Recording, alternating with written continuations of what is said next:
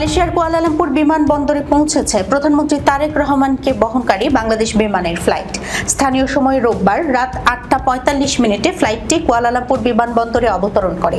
VVIP টার্মিনালে বাংলাদেশের প্রধানমন্ত্রীকে স্বাগত জানান মালয়েশিয়ার ধর্মমন্ত্রী জুলকিফলি হাসান এবং তার সহধর্মিণী। এ সময় মালয়েশিয়ার বাংলাদেশের হাইকমিশনার মঞ্জুরুল করিম খান চৌধুরীও উপস্থিত ছিলেন। এর আগে দুপুর 2:45টায় তাকে বহনকারী বিমান বাংলাদেশের একটি বিশেষ ফ্লাইট ঢাকার শাহজালাল বিমানবন্দর ত্যাগ করে। প্রধানমন্ত্রীর সঙ্গে সহধর্মিণী ডক্টর জুবাইদা রহমান রয়েছেন বলে জানান সরকার প্রধানের অতিরিক্ত প্রেস সচিব আতিকুর রহমান রুমন।